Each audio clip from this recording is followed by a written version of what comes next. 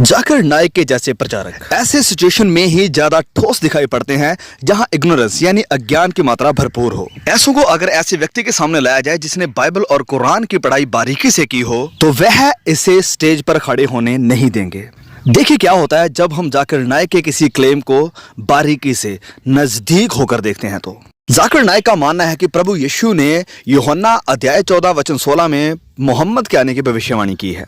तुम new testament पढ़ते gospel of John chapter number 14 verse number 16 में लिखा है कि I will pray to my father to send you a comforter who will abide with you for ever.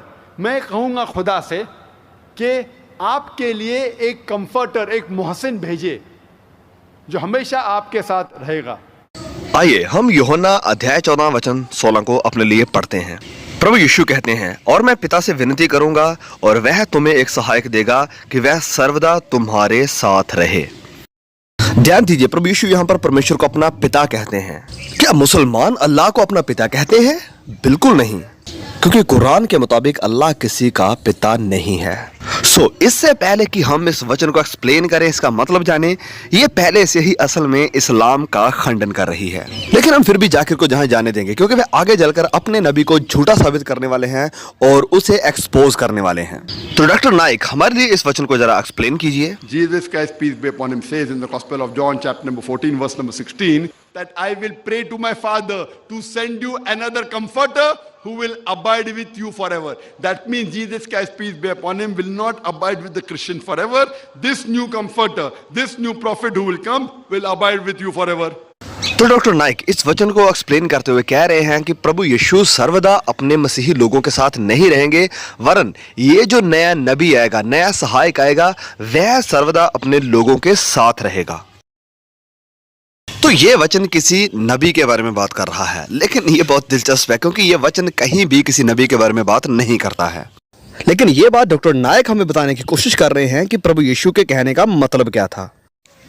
तो अब यहाँ बहुत सी ऐसी बातें हैं जो हम डॉक्टर नाइक के व्याख्या के बारे में कह सकते हैं। तो जाकिर नाइक यहाँ पर उस किताब का सहारा लेकर मोहम्मद को डिफेंड कर रहे हैं जो कि शुरू ही इस बात से होती है कि प्रभु यीशु खुदा है। आदि में वचन था और वचन परमेश्वर के साथ था और वचन परमेश्वर था। यही आदि में परमेश्वर के साथ था। सब कुछ उसी के द्वारा उत्पन्न हुआ और जो कुछ भी उत्पन्न हुआ है उसमें से कोई भी वस्तु उसके बिना उत्पन्न नहीं हुई। तो सारी वस्तुएं उत्पन्न हुई हैं, होंद में आई हैं इस शब्द के द्वारा। इस शब्द ने और क्या किया है? लिखा है वचन 14 में, और वचन देहधारी हुआ और अनुग्रह और सच्चाई से परिपूर्ण होकर हमारे बीच में डेरा किया और हमने उसकी ऐसी महिमा देखी जैसी पिता के इकलौते की महिमा। ये वचन बेशक प्रभु यीशु के लिए इस्तेमाल किए गए हैं। तो ऐसे शुरुआत होती है यूहन्ना रचित सुसमाचार की।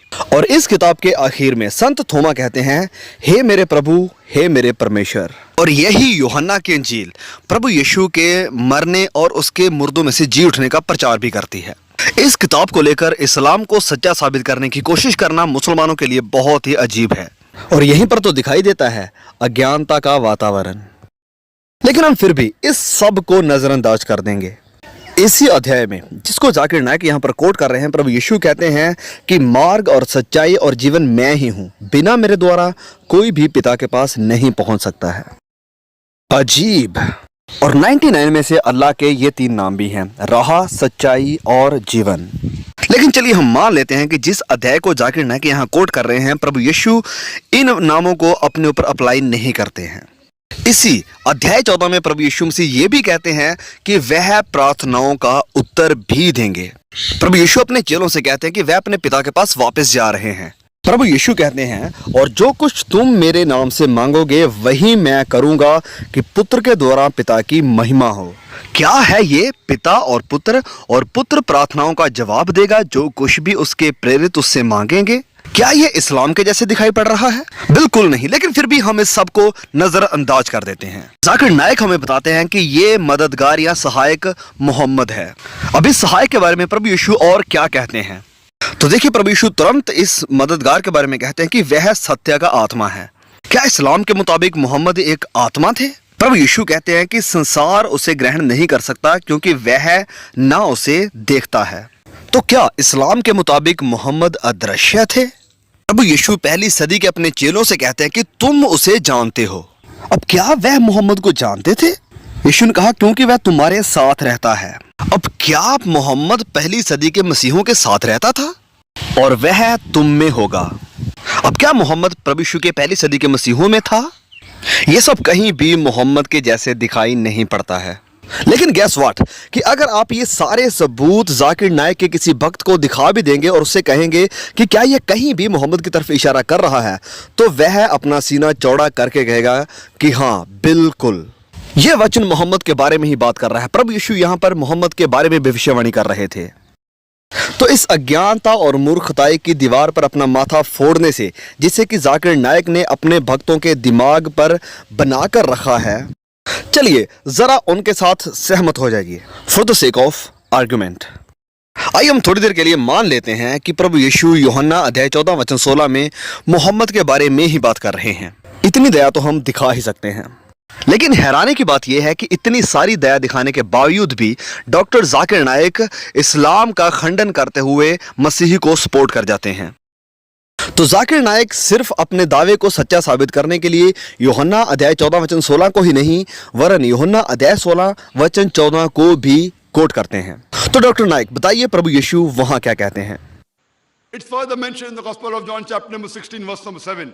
Jesus Christ, peace be upon him, says, "Nevertheless, I tell you the truth. It is expedient for you that I go away. For if I go not away, the Comforter shall not come. For if I depart, shall I send him." लिखा है Gospel of John में, chapter number 16 में, verse number 7 में, "Nevertheless, I tell you the truth. It is expedient for you that I go away. For if I go not away, the Comforter shall not come.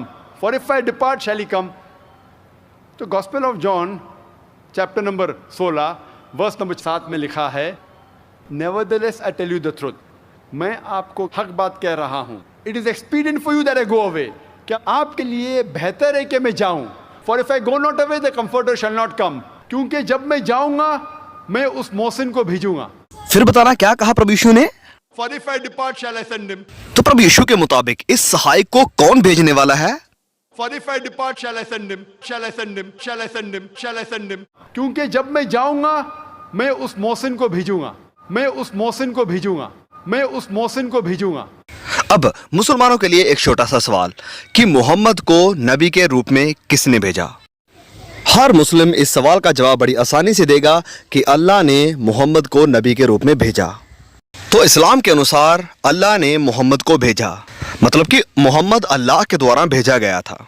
अब प्रभु यीशु मसीह के मुताबिक और doctor Zakir Naik के मुताबिक, क्योंकि उसने इस वचन का इस्तेमाल किया है आधिकारिक भविष्यवाणी के रूप में कि सहायक को कौन भेज रहा है, मैं आपको याद दिलाना चाहता हूं कि प्रभु यीशु मसीह ने कहा, तो भी मैं तुमसे सच कहता हूं कि मेरा जाना तुम्हारे लिए अच्छा है, क्योंकि यदि मैं ना जाऊं तो वह सहायक तुम्हारे पास ना आएगा, परंतु यदि मैं जाऊंगा तो उसे तुम्हारे पास भेज दूंगा।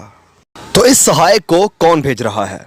जो अभी हमने पढ़ा इसके मुताबिक प्रभु यीशु भेज रहे हैं। तो प्रभु यीशु हैं जो सहायक को भेजते हैं, मतलब कि ये कंफर्टर, ये सहायक प्रभु यीशु के द्वारा भेजा गया है और अल्लाह ने मोहम्मद को भेजा। मोहम्मद को भेजने वाले अल्लाह थे।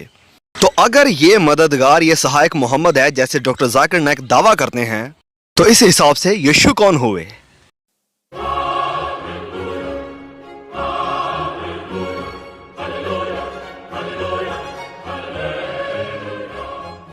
बहुत शुक्रिया डॉक्टर जाकिर नाइक ये मानने के लिए कि प्रभु यीशु ही आपका खुदा है, मोहम्मद का खुदा है और सारे मुसलमानों का खुदा है। अब जबकि डॉक्टर जाकिर नाइक ने पूरी तरह से ये प्रूव कर दिया है कि प्रभु यीशु ही मुसलमानों के खुदा हैं, तो वहीं हमारे मुस्लिम भाइयों के लिए एक दुविधा खड़ी हो जाती है। प्रभु यीशु खुदा है, लेकिन कुरान कहता है कि प्रभु यीशु खुदा नहीं है। अब बातें सिर्फ दो ही हैं। अब या तो मोहम्मद सच्चे नबी नहीं थे क्योंकि उन्होंने कुरान डिलीवर किया है जो कि झूठ बोलता और कहता है कि प्रभु यीशु खुदा नहीं है, और या फिर मोहम्मद एक सच्चे नबी थे जिन्होंने कि हो सकता है पहले ये प्रचार किया हो कि यीशु खुदा हैं और उसके बाद आने वाले मुसलमानों ने उसके इस प्रकाशन को बदल दिया है। अब डॉक्टर जाकिर नाइक के मुताबिक या तो मोहम्मद एक झूठे नबी थे और या फिर वह एक सच्चे नबी थे, लेकिन बाद में आने वाले मुसलमानों ने उसके द्वारा दिए गए कुरान को बदल दिया है। लेकिन मुसलमान ये मानना नहीं चाहते हैं कि कुरान बदल दिया गया है, इसलिए हम इस बात को इस नतीजे के साथ खत्म कर सकते हैं कि मोहम्मद एक झूठे नबी थे। अब जबकि मोहम्मद एक झूठे नबी थे, तो हम जाकिर नाइक के इस दावे को नजरअंदाज कर सकते हैं कि वह सहायक मोहम्मद है और हमें हर हालत में मानना पड़ेगा कि वह सहायक पवित्र आत्मा है। और आगे चलकर ये और भी बेहतर हो जाता है, क्योंकि प्रभु यीशु मसीह इस सहायक के बारे में हमें कुछ और बताते हैं। प्रभु यीशु कहते हैं यूहन्ना अध्याय 15 वचन 26 में कि परंतु जब वह सहायक आएगा जिसे मैं तुम्हारे पास पिता की ओर से भेजूंगा, अर्थात सत्य का आत्मा जो पिता की ओर से निकलता है, तो वह मेरी गवाही देगा। अब देखिए, यहां फिर ये आत्मा प्रभु यीशु मसीह के द्वारा ही भेजा जा रहा है।